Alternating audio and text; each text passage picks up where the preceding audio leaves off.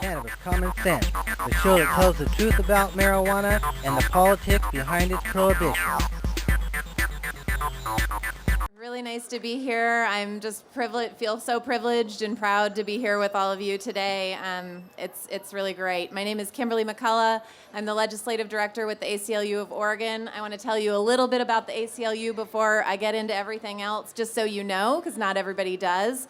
ACLU has been around for over 100 years. We've been on the front lines of pretty much every civil rights and civil liberties issue in the country.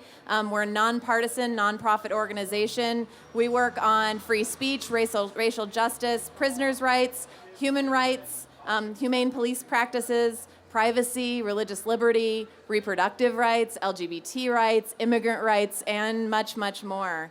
We believe these rights are fundamental to a free society, and that's why we fight every day across the country in the courts and in the legislatures and also through public education. As I'm sure you all agree, the war on marijuana is a failure. It has needlessly ensnared hundreds of thousands of people in the criminal justice system at a tremendous cost. More than half of all drug-related offenses in the state of Oregon are for marijuana. Over the last decade, Oregon police have arrested and cited more than 95,000 Oregonians for marijuana possession.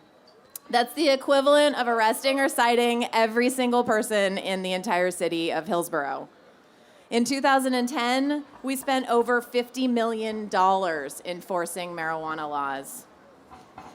What's more, the war on marijuana has been enforced along color lines. Even though black and white Oregonians use marijuana at about the same rate, black Oregonians are roughly 2 times more likely to be cited or arrested for marijuana offenses. And some areas of Oregon are actually even worse than that. In Lane County, it's 3.5 times more likely for doing the same thing at the same rate as everybody else.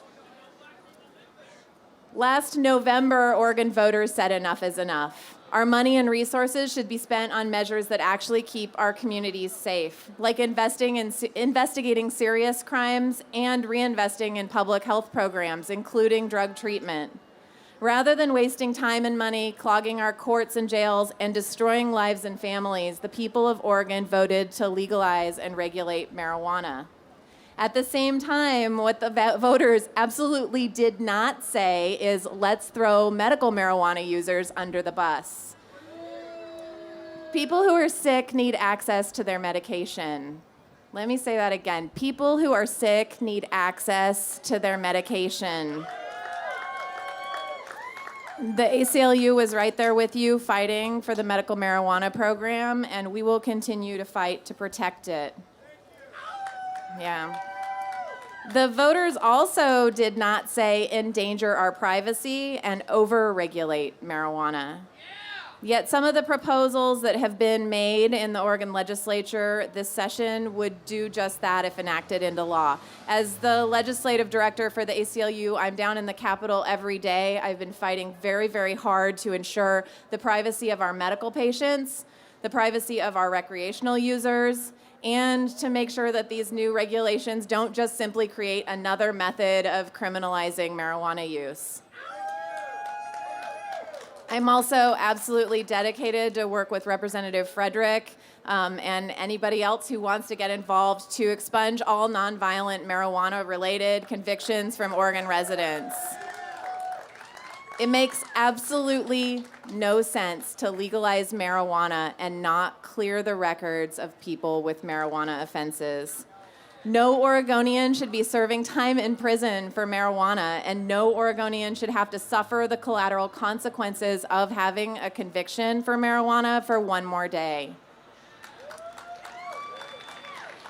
I want to tell you now unequivocally, your voice is extremely important. And it's very powerful in Salem. When I'm down in the Capitol, I hear legislators regularly talk about the communications that they get from the people of Oregon. It actually does make a difference when you sit down and write a letter, particularly when you write it in your own words.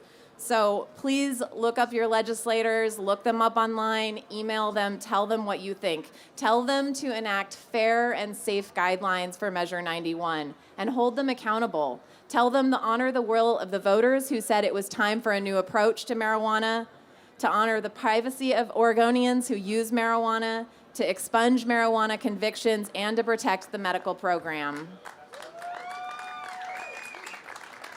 I have to do this. I want to encourage you to support the ACLU. We need your support. Membership is as little as $5 for students. It's really easy to do. Just look us up online, ACLU of Oregon. That helps make our voice stronger. We will continue to fight this fight because we believe the criminal justice system is broken. We want to end not just the war on marijuana, but the war on drugs more generally. The drug war has failed to improve public safety and health. It's placed an unprecedented number of people behind bars, and it's severely eroded our constitutional rights. All that search and seizure law, all of those ways that the government invades our privacy, so much of that has been done in the name of fighting the war on drugs instead of actually helping the American people. So together, I believe we can end the drug war. We can reverse the tide of mass incarceration and protect our constitutional rights. Thank you. One love to all the media that's here today, and thank you some of the media that's been helping with the movement of legalization. You know what I mean? We really appreciate the writers out there and those that come and share your broadcasts with the people. Continue to do that, y'all. You know, please continue to do that, because we love you. You know, they used to call this Portland, now we call it Portland. Y'all be planting roses while we be planting pot, man. Y'all should see my spot, man. Room full of hot lamps. Promise when you see these buzzards, you gon' be like, oh, man. Look at all these trees and my weed ain't got no seeds. And it smell like tangerines. Can I have a sample, please? I'ma be like, yep. Get that pipe up off my desk. Let the smoke up in your chest and let the weed just do the rest. Get high. Come on, man. Get high.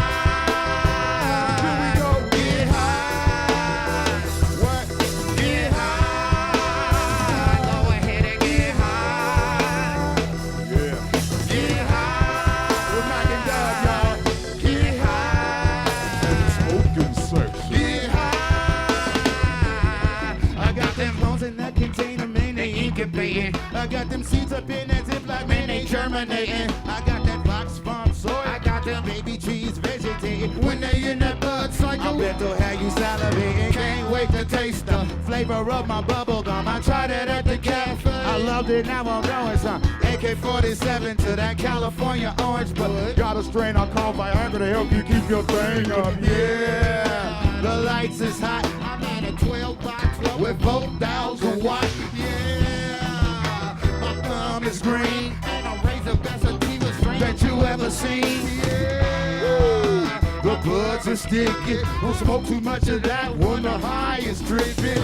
Yeah, super medication for ya. Let me be a girl, I can raise the plants for ya. Flame it up, vaporize it, put it in some recipe. I took some super silver haze and turned it into green tea. Look, Dub has some bud that he called white sugar, full of THC and hella sticking like a booger. Used to call it Portland, now we call it Portland. Y'all be planting roses while we be planting pot, man. Y'all should see my spot, man. Room full of hot lamps. It's a new CD, but that you gon' be like, oh, gee. Look at all these trees, and your weed ain't got no seeds, and it smell like tangerines. Can I have a sample, please? I'ma be like, yep. Get that pipe up off my desk. Let the smoke up in your chest and let the weed just do the rest. Come on, with Mac and Dub. At the smoking section. Get high. Woo! Come on. Get high. Go ahead. Get high. Yeah, we get high. Woo! Get high. Get high. Let me hear you say P-O-T-L-A-N-D.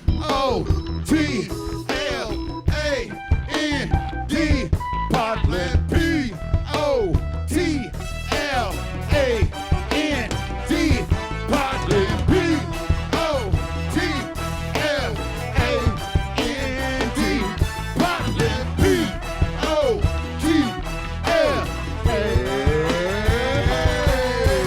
Used to call it Portland. Now we call it potland. Y'all be planting roses while we be planting pot, man. Y'all should see my spot, man. Room full of hot lamps. Promise when you see these buds that you gon' be like, oh damn. Look at all these trees and my weed ain't got no seeds and it smell like tangerine. Can I have a sample, please? I'ma be like, yep, get that pipe up off my desk. Let the smoke up in your chest and let the weed just do the rest.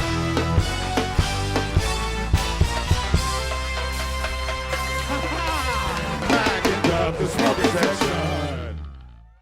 That hemp man Eric Loitz has brought in to us. This is a 1942, April of 1942, United States Department of Agriculture photo of U.S. Army guarding the nation's main supply of hemp seed, stored temporarily in a tobacco warehouse in Lexington, Kentucky, a control point for the distribution of hemp seed to Kentucky farmers.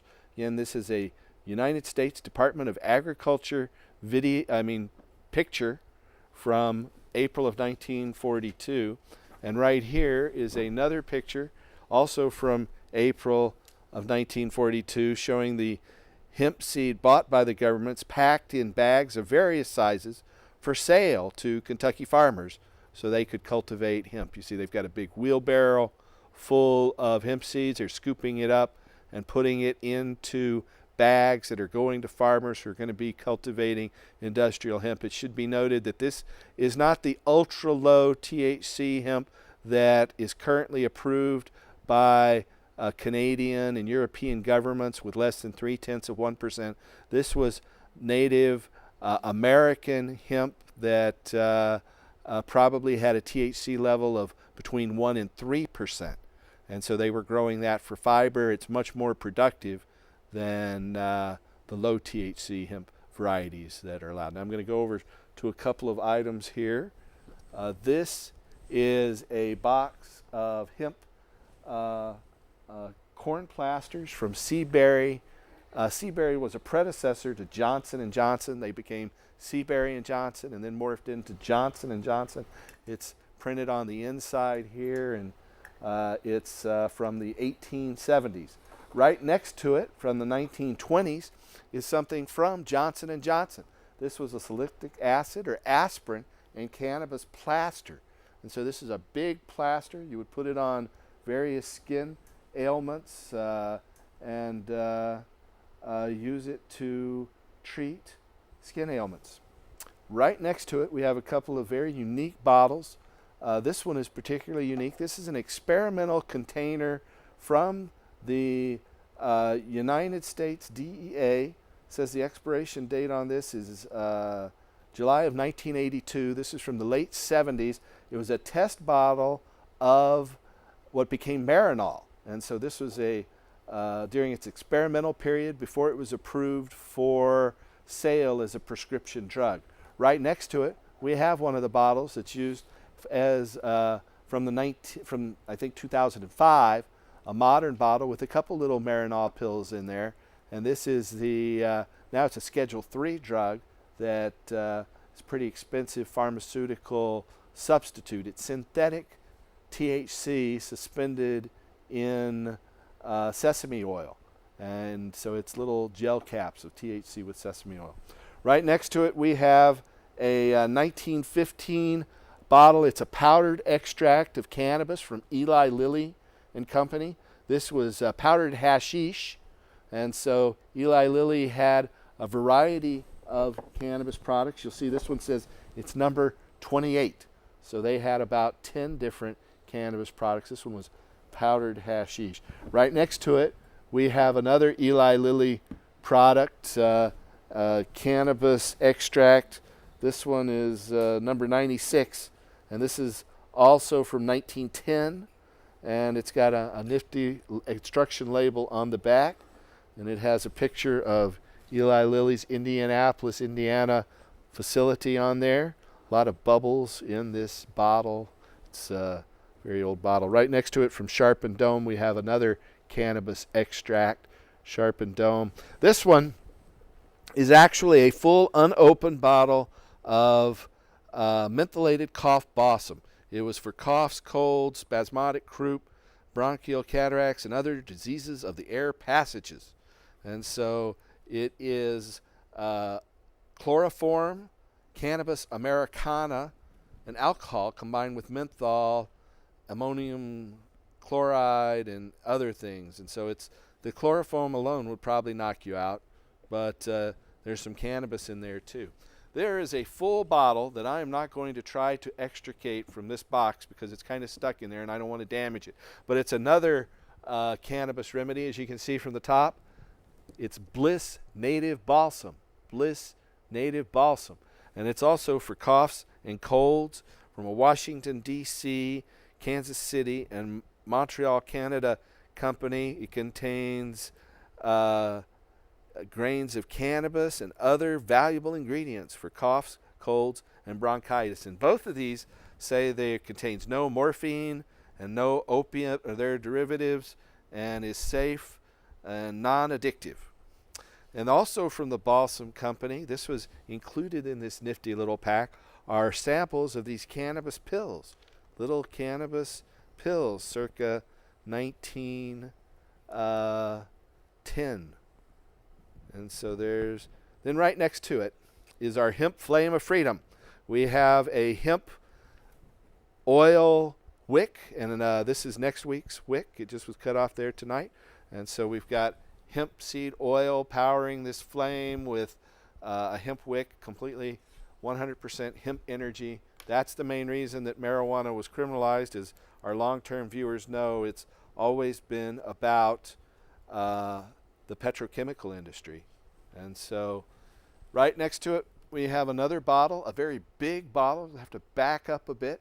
This is a tincture of cannabis bottle, a cobalt blue bottle that Eric Himpman Leutz has also brought in here, the guy who brought us these pictures tonight and other stuff. We're happy to continue working with him. Thank you, Eric, for bringing in this nifty new find of yours. Then, of course, we have a big hemp stalk to show the fiber that cannabis is capable of producing.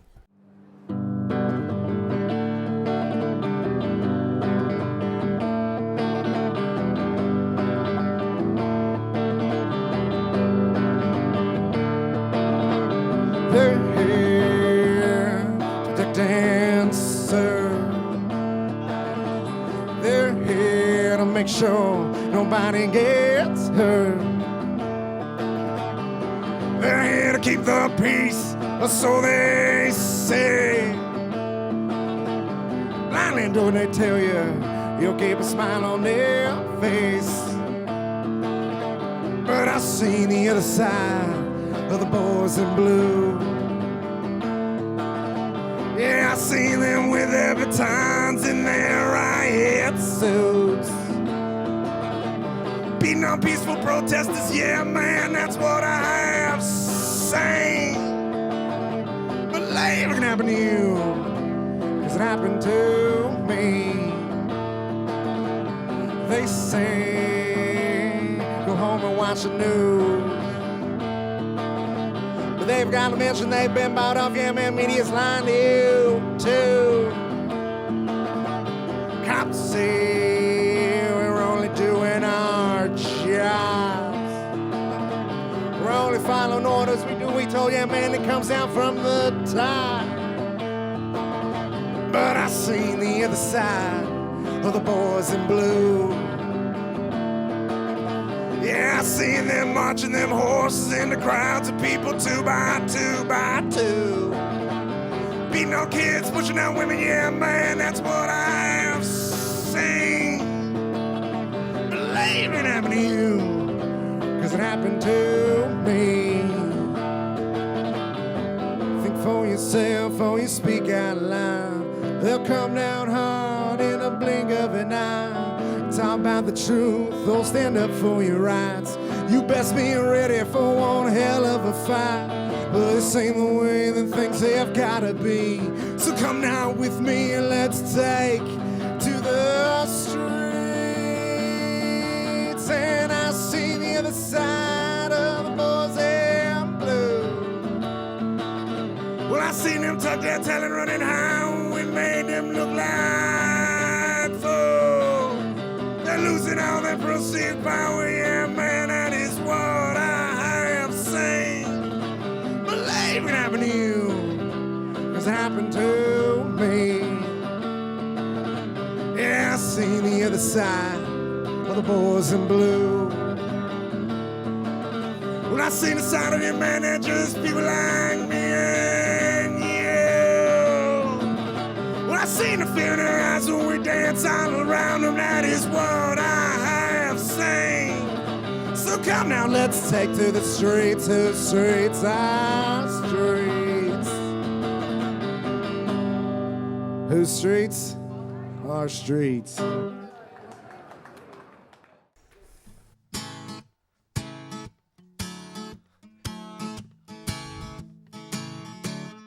We like train wrecks, northern lights. We like Shrek 2, sour diesel. Life is good. Life is good. Life is good for you and me. So good. So good. So good. So good. We like God, but purple haze.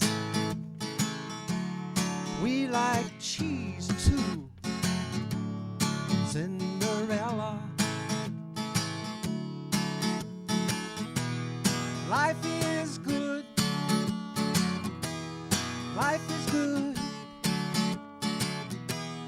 Life is good for you and me. So good. So good. So good. So good. It don't matter which you like. Don't matter when you do it. Just matters that you do it right. And get down to it.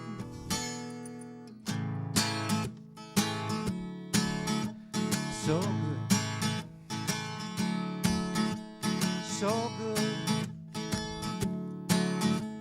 So good. We like train wrecks, northern lights.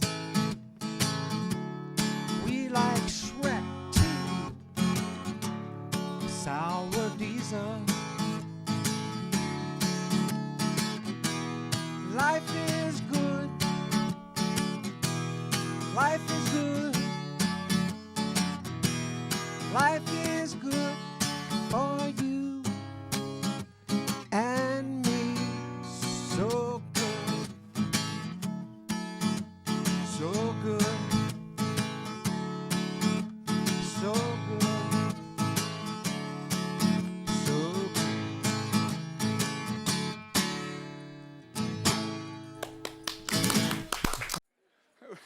Freedom, the weed is free, but people might say, well, why are we still marching? We're still marching because there are people who are in prison. We're still marching because people can't get their records expunged. Thank God, Representative Lou Frederick feels that, filed a bill, has been pushing that. It looks like we may get some of the expungement stuff in the 91 bill. Keep your fingers crossed, push for that.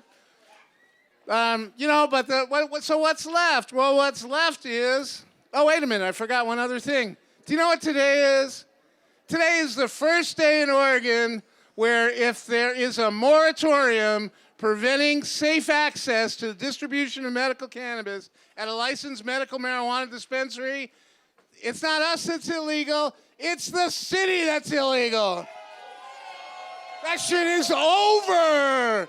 That shit is so over. In 884 with the 16 amendments, I mean, we'll see what happens Monday.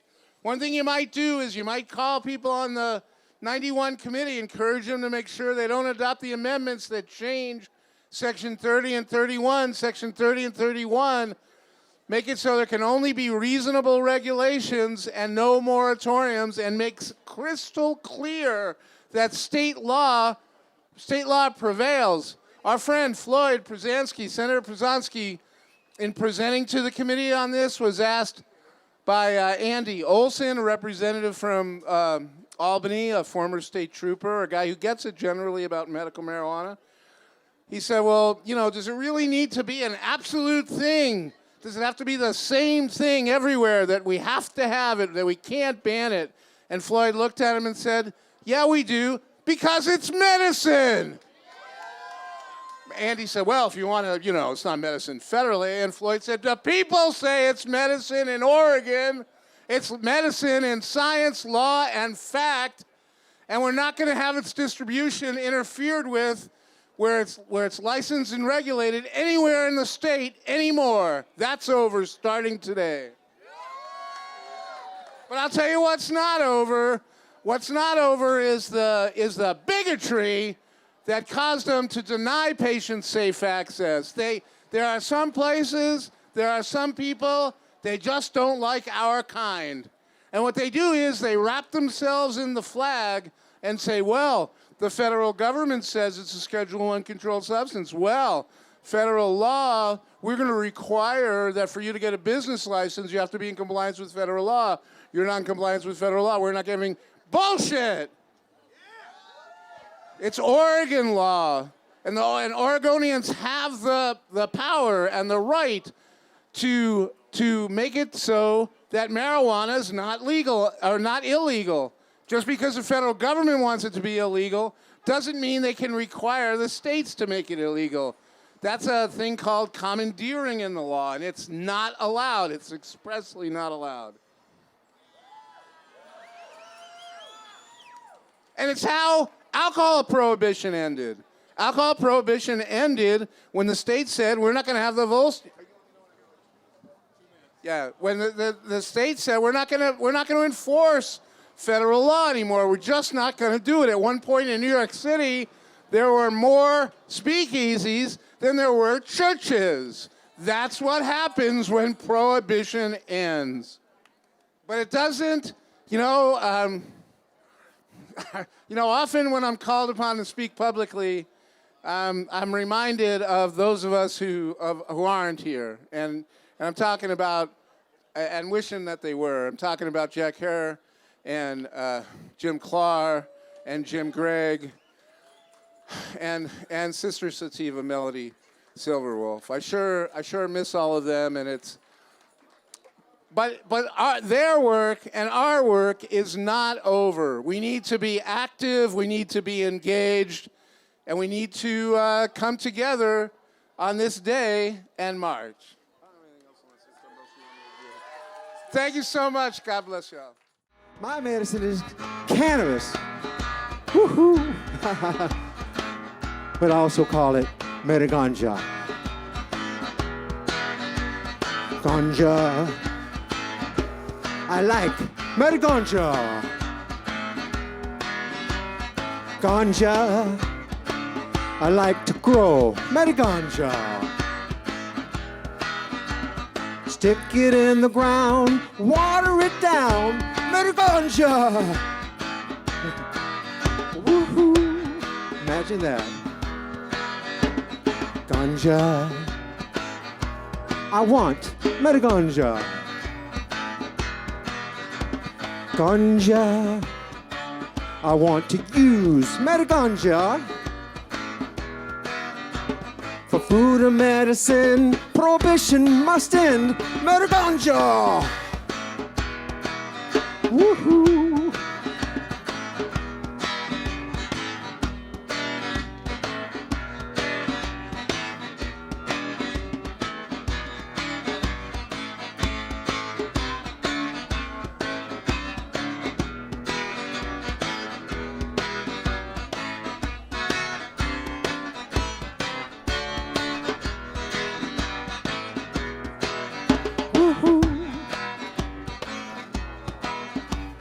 Ganja. I like Metaganja. Ganja. I like to use metaganja.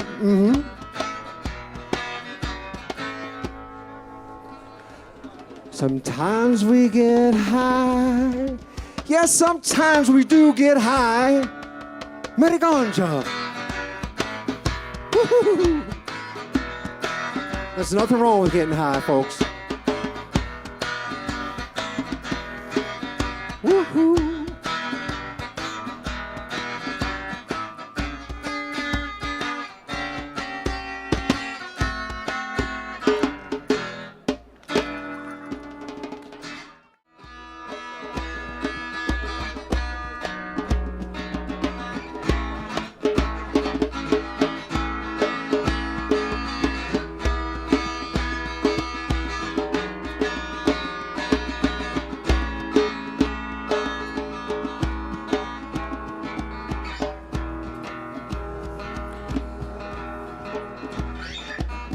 Now is the time.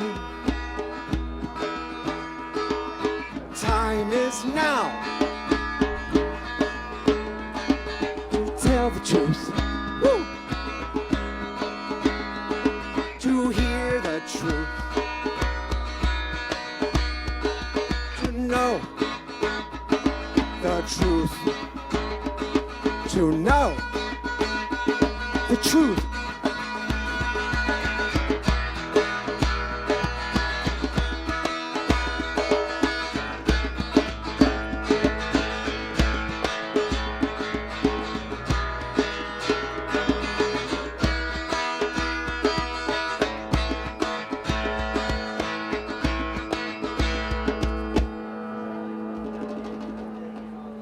Corporations, governments are rarely ever innocent. Dissension is the only way, and live to see another day. Sound the alarm, investigate. Sound the alarm, re-educate. Now is the time for the truth. Whoa, whoa. Now is the time. Whoa, whoa. Now is the time. Time is now to speak the truth. Speak it. To seek the truth, to be the truth, to be the truth.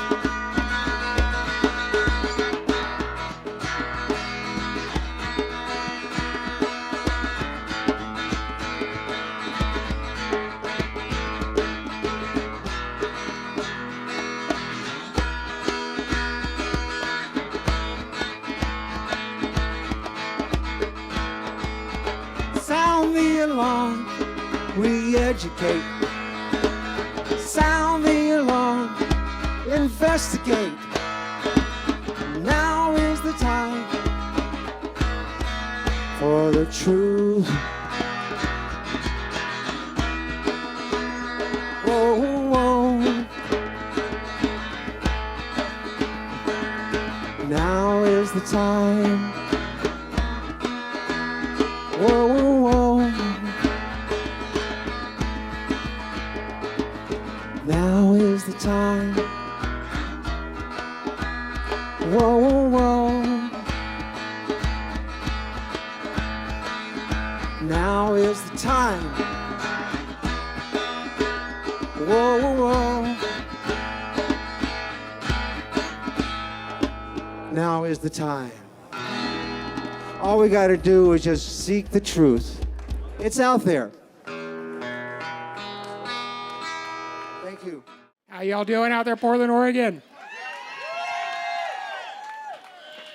So let me start off by telling you a little bit about myself. I have muscular dystrophy. I was diagnosed at the age of 3, in my first electric chair by the age of 5. I was known as a pothead. People never understood that I needed certain things to make my days go. Well, when I learned that I wasn't a pothead, I was a medicator, I was free from the world. So, you know, we have women, children, men out there that are dying because they cannot get this plant. They cannot have free access to the meds they need. They are not able to get themselves out of bed. They are not able to maintain a family life because the government says we are wrong. Y'all feel we are wrong? I don't. I think we all deserve the right to be free and to take the medicine we need to help us relieve our lifestyles and pains, whether it be PTSD, tremors, stomach aches, whatever. If you know it's your medicine, you deserve the right to use it.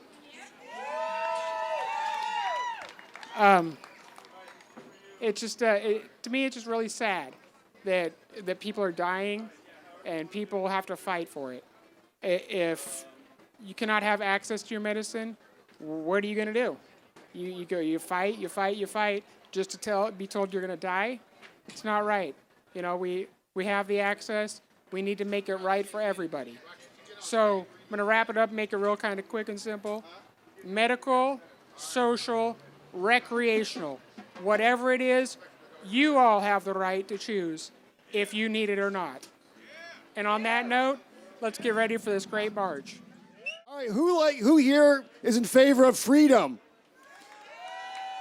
Yeah. And who here likes to have a job? Who here likes to have a place to live?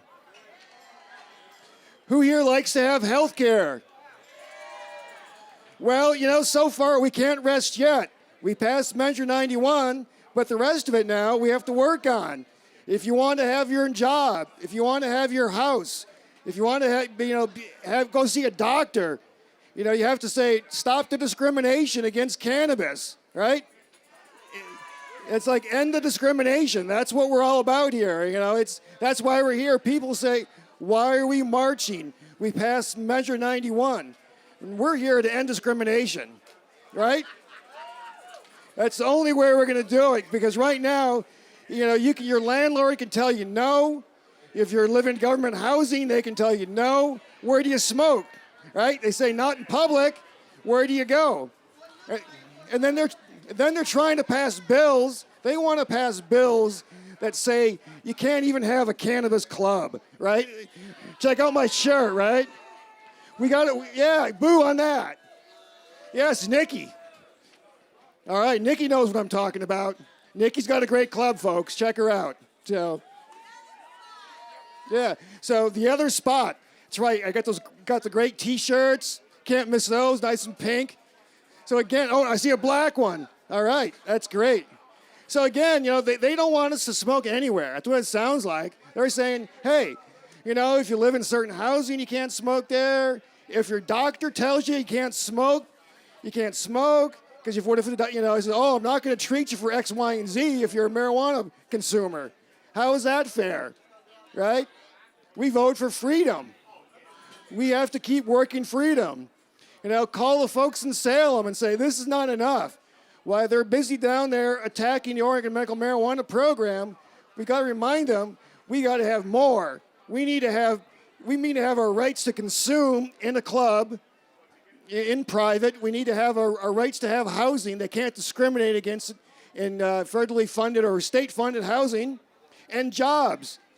You know, right now you can be fired. If your employer says, after July 1st, I don't care what you do on the weekend, you know, that's great. But if your employer says, hey, if you smoke marijuana on the weekend, you're fired Monday morning. Who wants that, right? It's not what we voted for. We voted to end prohibition. And we didn't allow, it's not just to end public prohibition, we need to end private prohibition. That's what we're facing. You know, people are being discriminated against because they're consumers. They choose us. No, you're not going back in the closet. Lori's not going back in the closet. Nikki's not going back in the closet. I'm not going back in the closet. Nobody here is going back in the closet. All right, so remember that. You know, and you got to tell your friends and family this is not over. You know, come July 1st, it's not over. And, you know, what I said on the night Measure 91 pass, that great night, is this is just the beginning. Just the beginning. Right now, we really have to push for our freedoms because they want to push back. We're seeing already down in Salem when the Oregon League of Cities and the counties are trying to say, no, you can't have a dispensary there, you can't have a grow there.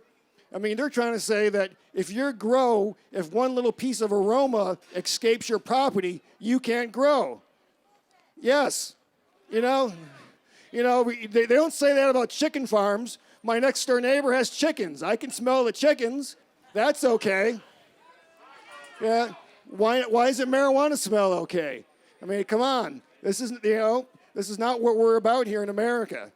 Right? As long as we don't hurt somebody else, it should be okay. That's what our country was founded on. So we need to believe that, folks, and keep pushing. Keep pushing for your freedoms. We can't rest now. We can't stop. We still have to prove ourselves. It's what I say, folks, every day they come to my office. Yeah, it's hard right now because we have to prove that our industry is a good industry. We're not going to harm others, and we're especially not going to harm children. We are a very good industry. We're very proper, and we have to go above and beyond, let's say, the alcohol industry, the tobacco industry. Yes. I mean, why can our college football teams here in the state, Oregon State and Oregon, have official beer, right? Why? That doesn't make any sense at all, folks. That's kind of the hurdles that we're facing right now. We have. Exactly. They're not 21. So we have to keep that out there. All right. So I see Scott give me the nod. So I'm going to end up, as Nikki knows and Lori knows, with my famous little things. I want folks to repeat after me. This is what you have to say when an officer comes to you. Am I free to go, officer? A little bit louder. Am I free to go? I do not consent to any searches. I wish to speak to my attorney. And I wish to remain silent. Thank you, folks. I love the Global Cannabis March because it's my activism, or my cannabis activism anniversary. The first Global Cannabis March I came to was in 2001. I came as a volunteer for what was PDX normal at that time, and I registered voters, and I created a mailing list of people who were interested in getting information about cannabis legalization. Little did I know that by suggesting that maybe we send these people a letter, I would become the secretary of what was Oregon Normal and a founder of Oregon Normal, and be here 14 years later, still working for cannabis freedom. I am honored to be here, and I think that one of the things that it's really important that we talk about today is to remember to be grateful for those who have come before us, and to remember that gratitude is the attitude to have moving forward. There are a lot of things not to like about what the government is trying to do around implementing Measure 91, and I echo Madeline's sentiments that we need to press our legislature hard this year to implement Measure 91 as it was written. That means they leave the medical marijuana program alone. But here's the thing. A lot of people are getting really mad about that, and they're all up in arms, and I would say to you this. Measure 91, they say, doesn't go far enough. It's like, how many plants can you legally have now? Any of you that aren't patients? None. So 4 looks pretty good to me, right? I mean, I think I could probably grow 4 decent plants and they would turn out, I don't know, I'm not that good at it, but I can grow some weed too. So if everybody can grow just a little, then isn't that a good thing? Instead of going to jail, instead of losing your family, instead of losing your job? I would say yes. So how did that come about? Well, it came about from years and years of people advocating for cannabis freedom before many of you ever even knew it was happening. And I would say we need to thank those people. We need to thank those organizations that stepped up first, that came out first and showed us the way and led the way to where we're at now, which is inches from legalization. We're 2 months away from being able to just smoke a joint at home without having to worry about getting busted. How cool is that? It's the coolest.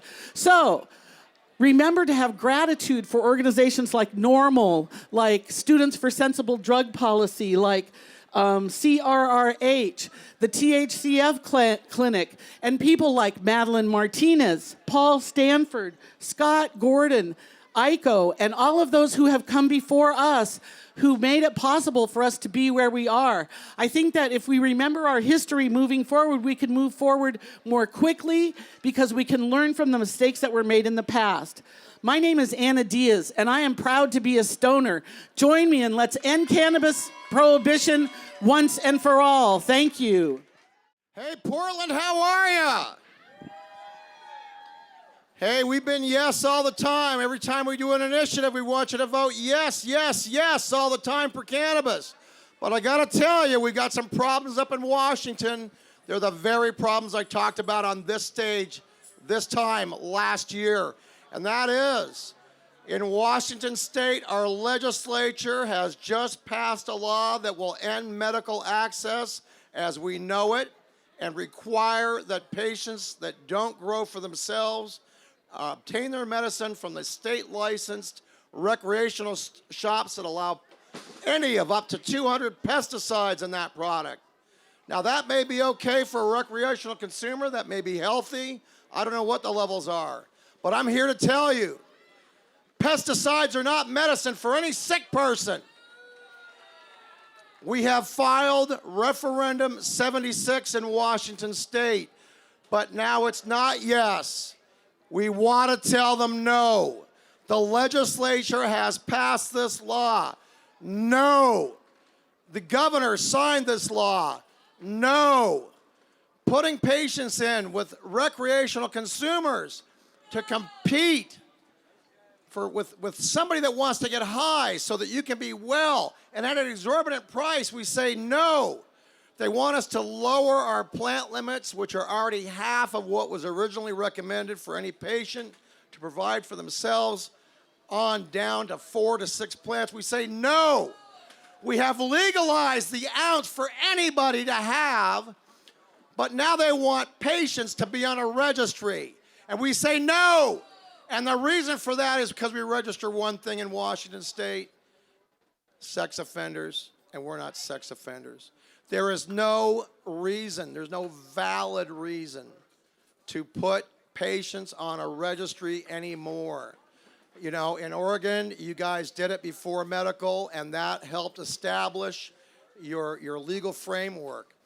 We have been fighting since 1998 to get improvements for patients. And we've gotten forward, and now we seem to be going backwards. The fight is on for medical. You know, compassion is where a provider will just give medicine to someone in need. I don't see that happening in a for-profit business. And whatever you pay, you are paying an exorbitant tax. You're putting this tax on the very people that can least affect it. You put this tax on, and people are going to have a choice of getting less medicine or going right back to the back alleys and black market. And that is where we were. It is not where we want to be, and we refuse to be there. We must keep medical legitimate. I've already had commitments of thousands of dollars a piece, all right? I'm in for $1,000. Paul Stanford has said he's down for $1,000, $1,000, $1,000, $1,000. We're going to add it up. Our patients are energized. Our paper to get this referendum on the ballot will be out May 17th, 18th, right around there. We'll go live. And our patients will do a wonderful job collecting signatures and educating the public on why they want to vote no on referendum 76. But we won't be able to do that alone. We need our community. We need all the growers that grow medical. We need all the access points that provide for patients. We need all the authorizing physicians that do a wonderful job picking up the slack of the other providers that refuse to provide authorizations for our patients in need.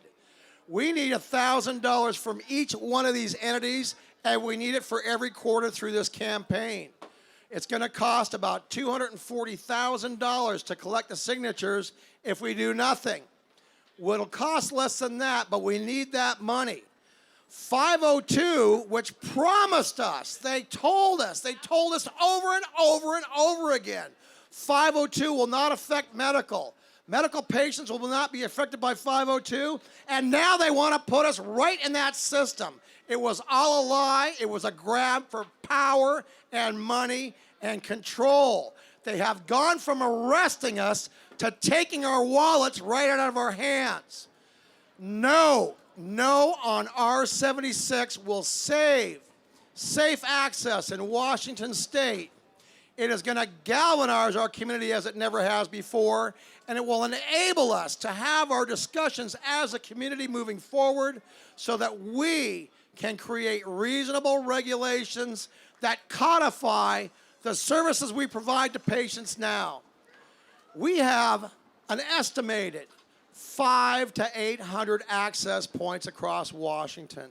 Can you imagine how many people that's serving right now?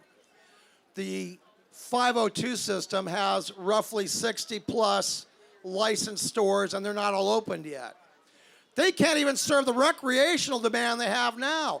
How are they going to serve thousands of patients that have almost daily needs?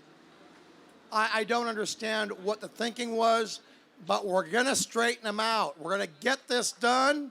We're going to get it on the ballot. We're going to pass it in November, and then we're going to stand up as a community and tell the legislators what to do right. We need this to be right. We need medical to be separate from recreational. If you don't do that, Friday's going to come and the patient's going to have a payday. And he's going to walk on down to that store and be willing to pay that high tax because he's sick and he needs his medicine.